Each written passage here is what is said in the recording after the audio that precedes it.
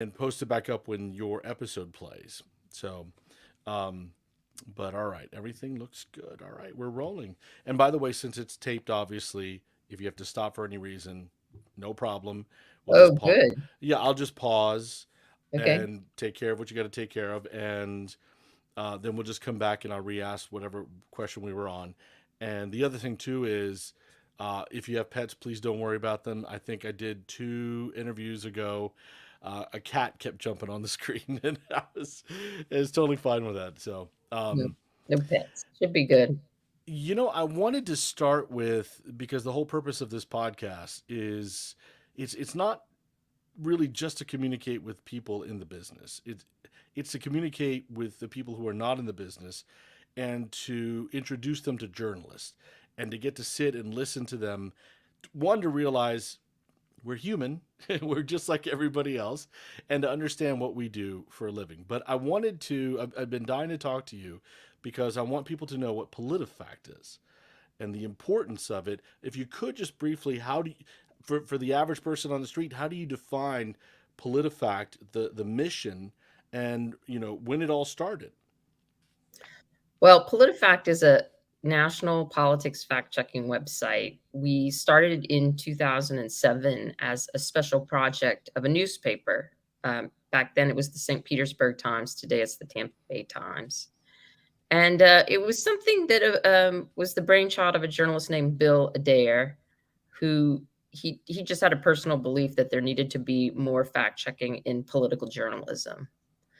And he recruited a team from the St. Petersburg Times newsroom, of which I was a member. I worked in the news research library. And we started fact checking the 2007 presidential primaries for the 2008 election that ended up as the contest between Barack Obama and John McCain.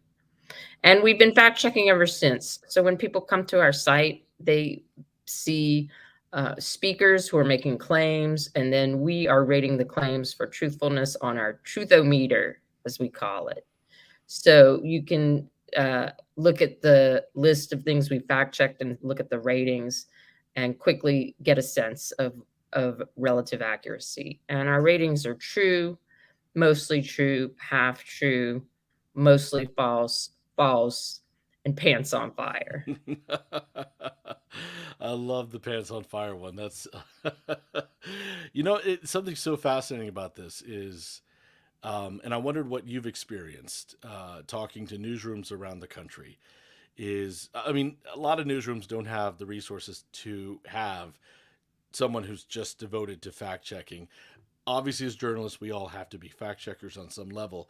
But I think about, for example, in my day job, I do a daily talk show, and we get politicians in all the time.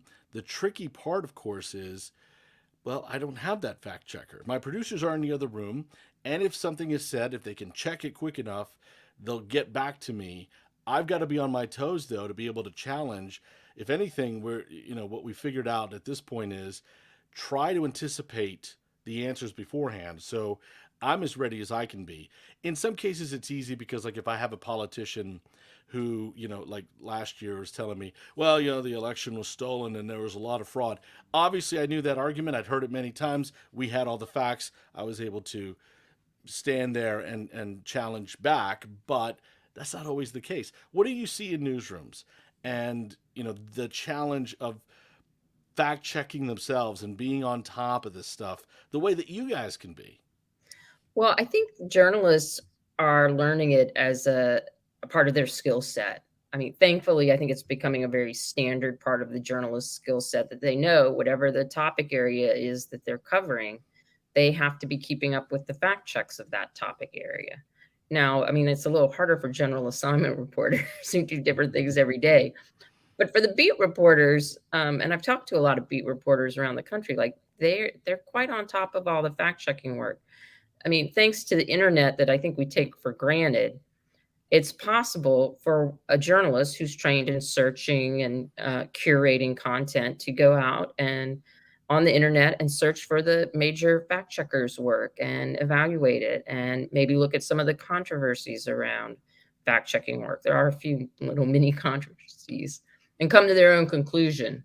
So I do think I've seen journalists grow in their sophistication of handling um, fact-based corrections as they interview, but it is really challenging. And one of the things that I really like to watch every presidential year is watch the moderators of the presidential debates, because some of them have to deal with some very high profile falsehoods, and they have to be ready on their feet to correct it. And it's really interesting because if you watch enough of these, and I've watched them all since 2007, some of these moderators are just superbly prepared. I mean, they must prepare for it the way you would prepare for like the bar exam, because they know they seem to be ready for everything. I've noticed Jake Tapper of CNN, when he moderates debates, he spreads all these papers out on a desk in front of him, and I have to believe there's like notes and fact checks there for him to be, just, well, that's not accurate, or what about this? I think some politicians, they're a little bit easier sometimes because, they say the same thing. I mean, it's the party line, and you've heard enough interviews, you know what they're going to say, so you can prepare to an extent. You're right. Sometimes they surprise you. I think that, yeah, doing your homework ahead of time, really important. I will say this. I lean so heavily on, I really do depend on that producer in my ear constantly, and I could see them off in the corner of the room, and I'm just I'm just looking at them like, help me on this. So, um, I wondered, since the late 2000, early aughts, late aughts, when you started the meter, and since then, I wondered what the response has been from the audience. And I asked that question considering what you've seen in how politicians have changed behaviors over elections. So I don't know. What have you seen from the audience, from the readers and the audience about this? The audience reaction has been very interesting. I think I hear personally a lot from people who feel passionately one way or the other. So I get regular emails from people who are like, "Thank you, PolitiFact. Thank you so much for what you're doing. It's so important. It's the only thing that's going to save democracy. Please keep doing what you're doing." And I love those emails, obviously, but like I never got emails like that when I was doing my standard journalism stories. I mean, I think the people who appreciate fact checking really have a personal commitment to truth telling and find this format of journalism, because it's basically a format. It's the same basic skills that all journalists use, but we're using this intensive fact based format, and the audiences love it. But now, in recent years, we've become the focus of a lot of audience anger. People are like, "Oh, these are fact checkers are just, they're not really umpires. They're the liberal media. They're trying to put their thumb on the scales." Um, and like, but worse than that, like you'd be kind Mhm. of horrified by the profanity in some of the emails I receive. So there is that. Now, I should add, in addition to still fact checking politicians, we fact check a lot of social media claims, a lot of viral misinformation. And we, like other fact checkers, are in a partnership with Facebook that uses our fact checks to screen false content. And so that, and I mean, literally, like put a screen, if you're scrolling through your Facebook feed, you might see a grayed out box that says independent fact checkers have questioned this post claims. And that's brought us to an audience who were not looking for fact checking, didn't particularly want to be fact checked. And some of them become irate that fact checkers have this role in social media. Let me turn it on, going from politicians, let me turn it back on our industry. And, I mean, I could spend a lot of time talking about the history, and I'm sure you know a lot of it as well, the history of news media in this country, and how things have evolved and gone up and down and here and there. But right now, when you look at the landscape from television to print to radio and anything online, I mean, what's the state of our industry right now? What do you think about? It seems to be really in flux, and the biggest players are the ones who are doing the best, and the smaller newsrooms um, have struggled, especially local news. I don't think anyone would really dispute that. Um, so, I mean, it feels like we are in flux because, like, the print advertising model is busted. It's kind of done. I think they're, and so now we're in this like online world where all this advertising revenue is kind of controlled by these platforms, Google, Facebook. Um, so that's kind of that's hurt news a lot. It's hurt journalism. There's still a lot of media and entertainment, but it's hurt journalism. But there are still some bright spots because now I think we're starting to see the growth and spread of nonprofit newsrooms. And I would put PolitiFact as part of this. I mean, we started as a newspaper at the newspaper, but now we're owned by the Poynter Institute, and we are a self-sustaining nonprofit newsroom. And there are other nonprofit newsrooms that are doing great work. Um, it's just so hard to separate all of the different social dynamics that are driving what's happening to the news right now because some of it is online. Some of it is easy access to online information. Some of it is the advertising model. Some of it is people's ties to local areas. I mean, we really do seem to be moving toward a national culture in ways that we didn't see that like 30, 40 years ago. Um, so it's kind of a perplexing time. I mean, if you asked me, like 5 years ago, well, let me put it this way, when I look back 5 years ago, I'm astounded at all the change, and I wonder Mhm. how many more changes we'll see in the next 5 years. Was there ever a golden age for journalism, do you think?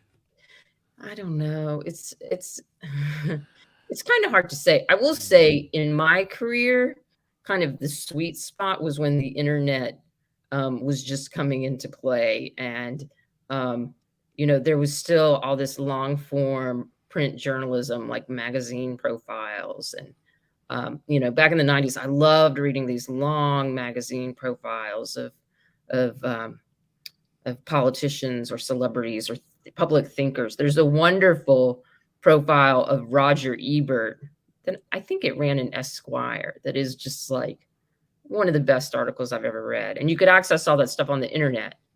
But then I think like I've been kind of discouraged by like the lack of long form profiles, magazine writing. Newspapers used to do just a lot of funny, quirky happy stories in local journalism. We would call them brights. And I've had some discussions with my colleagues, like, you know, it feels like one of the things that is making the media so negative is the death of the bright. It's like, well, why don't we do the bright? Well, you know what drives clicks online? Anger and fear. So the bright is being like uh, on the brink of extinction because of these online algorithms and the clicks and all that sort of thing. I I make the joke every once in a while. I say, you know what? If we if we wanted to add a little brightness, we're probably going to have to add some videos of puppies and kittens. That's about the only thing I can think of for people to click on, because as you said, everybody's clicking, clicking. Talking about social media, what what's been the good? And let me start with this one actually. Yeah, what's been the good of social media? How has it helped journalism? Well, I think it's helped journalism research first, like to be able to go onto social media and search for experts and profiles and public opinion has been really like game changing for many, many journalists. Um, so I think that has been really helpful. It's also an amazing distribution network. We are able to reach so many readers through social media and online without the cost of print distribution um, or some other like traditional method of distribution. So it's had a lot of positives. All right, what about the negatives? What are a couple of the really bad things that social media has how it's hurt journalism? Yeah, well, I think social media is very hard on nuance. Things that are nuanced or complicated tend not to do well on social media.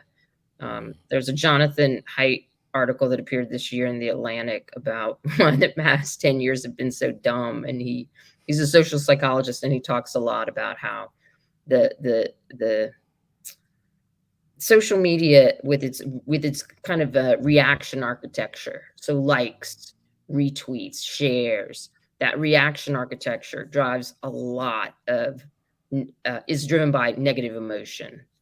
And I think that has hurt journalism. But like, there's also things going on in the country and the politics that hurt the whole country, and journalists are um, one of the groups that suffer. So like the vitriol, the nastiness. I mean, But think about, for example, like, and I gotta find the statistic, but uh, you know, you're about finding the truth.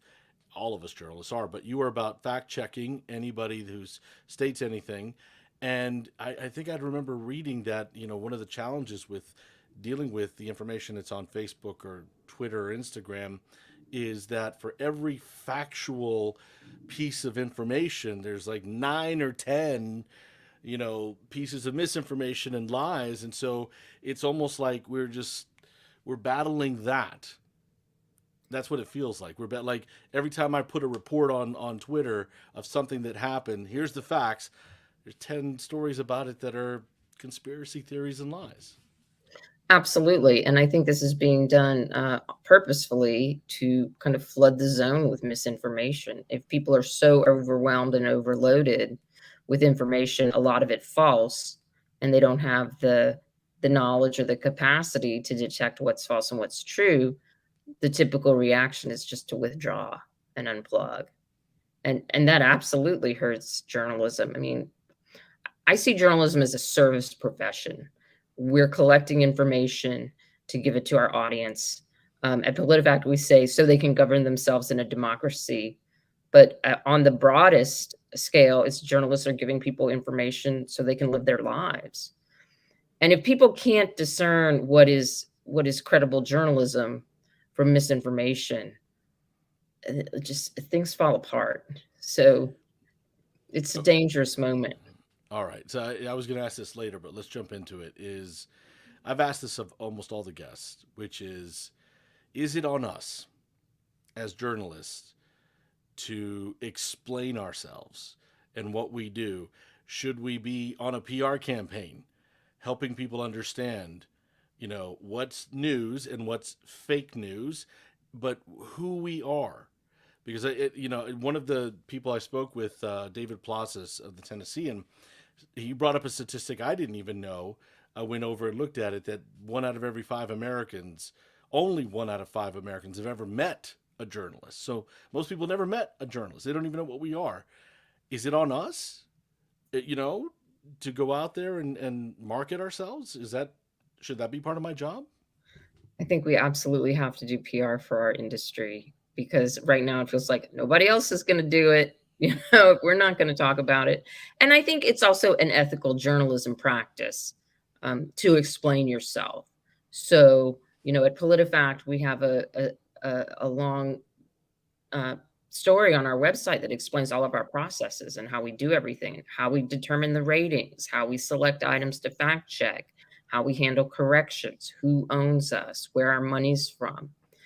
And I just think that's absolutely critical. And to to this day, I'm still surprised with some of the biggest media organizations in the country how hard it is to find that kind of information for them. Like, they just don't, if it's online, sometimes it's different places, it's not put together, it's not written in a compelling format, sometimes it's out of date. And it's just like, why can't these, big media companies be more transparent with their audience online? And I think there's like, unfortunately, I hate to say it, but like there are some parts of our industry that have a lot of arrogance, that don't feel like they need to explain themselves, or and like that is only going to hurt us in the end.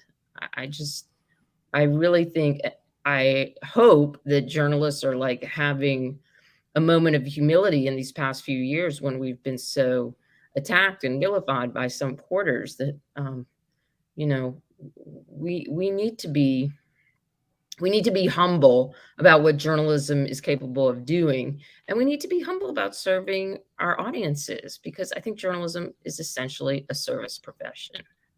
Yeah, no, definitely. I wanted to ask you about because Pointer does what you guys do, the lie of the year. And I mean, this is so. I was reading about how you try to decide what's going to be the lie of the year. I mean, how many people are in that room? It's, I just want to know how many people are in that room as you're deciding. And some years it might be obvious, and other years it's not. I don't know. What's that process? Right. Well, the top editors for PolitiFact get together, and there's about 3 or 4 of us, and, we think about who are the finalists, and some years it's quite obvious, and we're not gonna do anything else. Um, Other years, and this was earlier, like lately, the past couple of years, the choices have been obvious, and it wasn't gonna be anything else. In previous years, sometimes there was a real contest. And we would bring the whole staff in and we'd go through the fact checks and we'd talk about it. Um, but more recently, there have been like 2 or 3 big contenders every year, and it was like, what are we going to choose? I mean, between like the widespread conspiracy theories around election fraud and the misinformation about COVID vaccines, we've just seen a lot of lies that are really going to the heart of our system of governance and our own individual health. I mean, it's been like it's been one of the most intense years of my career as a fact checker. I don't know if this is just me. I wondered from your experience what you've seen, but even before I was, covering politics, I mean, a career going back 25 years, um, it just seems to me, but I don't have any data to back it up. I'm just going by what I've been watching, that politicians, either side, anywhere, that are becoming more brazen. Like there was a time when if someone said something and it was reported that's not true, that could be scandalous in of itself. And then the politician is backtracking, oh, I didn't mean it or I didn't say it that way. And now I'm watching politicians just say whatever they want to say. And they keep pushing that, as if they've accepted that as the truth. And no matter how many reporters challenge them, they keep pushing that. They keep pushing that. Is that am I imagining things? No, not at Okay, all. okay, good. All right, it's not just me. A lot of the way that politicians used to be shamed by the media when they said something false was based around social norms. And I mean, you use the word scandalous. I mean, that's based on expectations around what upstanding behavior is. And I think Donald Trump in particular shattered those norms. Like he showed politicians they could withstand being called out by the press and still be um, successful. Although some would say Trump's loss in 2020 showed that he did ultimately pay a price. I think we are still figuring that out, but I think I think Trump, because he came from this entertainment and real estate background, he just had a really different approach to being called on lying, and it has had the unfortunate result of creating a trend, and more politicians are doing what he did. I had a conversation with a coworker who's a young millennial, and I told him, I said how the world has changed. There was a guy a long time ago who ran for office named Gary Hart, and his political career ended one day on one little story. I said that happens today, no big deal. You know? I wanted to ask you about another program too that I was just starting to read on. Is Expert Voices Together? What is that? Yeah. Expert Voices Together is a project that originated at George Washington University at their Institute for Democracy, Data, and Politics. And what it is doing is trying to take a research approach to preventing online harassment of journalists. I mean, and it's been a huge phenomenon that has just happened in, I don't know, it's really taken off in the past 5 to 10 years, where journalists doing their jobs are targeted for intimidation and harassment by sometimes anonymous people on the internet, sometimes not anonymous, sometimes well-known people. And so Expert Voices Together is looking at how to support journalists who face these kind of attacks. And we are working on creating a paradigm for how newsrooms can protect reporters who are facing attacks. And it's been really interesting because like there are not any easy solutions in this area, because part of being a journalist is you're public facing, you're out there. So you can't insulate yourself from some of these attacks. But what we found is that newsrooms can take steps to support the journalists who face the attacks, so that the journalists will have feelings of safety and be able to continue to do their jobs. It's in the early stages, but it's been very promising. And I think the work is going to continue over the next couple of years as we try to develop more strategies to protect journalists, but really to protect, as the name implies, all kinds of voices of expertise, because there really has been an attack on expertise online that is just as concerning as the attacks on journalists. I feel for all of my brothers and sisters out there in journalism who go out into the field. I sit in a studio, so I have a little bit of safety. People attack me online. I've learned to that just bounces off of me. Well, Let I me think the online attacks are very serious. no, Don't no, those. no, you're absolutely right. I think that I've just gotten to the point where I don't know. I would be more intimidated if I was out in the field and somebody approaches me. Yeah.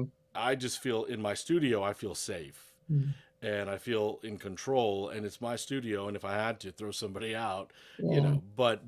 yeah, no, no, and I agree with you. I do, and I've also been lucky. I haven't had some of the ugliness I've seen other reporters go through. At worst, people try to figure out what side I'm on. I don't know why, but they do. Callers call in. Is he left? Is he right? We don't know. Which I'll take that as a compliment. I just want to finish up with this. I want to come back to what we were talking about earlier about reporters and what we should be doing to help educate people about us, our job, what we do. So you're talking to, and that's what I'm trying to reach, are people, non journalists, and help them understand us. What do you say to them if you had the chance to sit in front of somebody and and maybe they don't like you, maybe they're like, hey, I don't, yeah, journalist, you're fake news, I don't like. How do you approach that person? What do you say to them? At least begin that conversation. Yeah, I mean, people come from so many different places in our kind of information ecosystem, and I think I really want to approach people where they're at. So I would say for people who feel very hostile to journalism, I would say, why don't you find the reporter or the news organization that you dislike the least and follow them? Like, read them or watch them or listen to them, whatever the genre is, and like really have a relationship with that news organization and see how it does over time.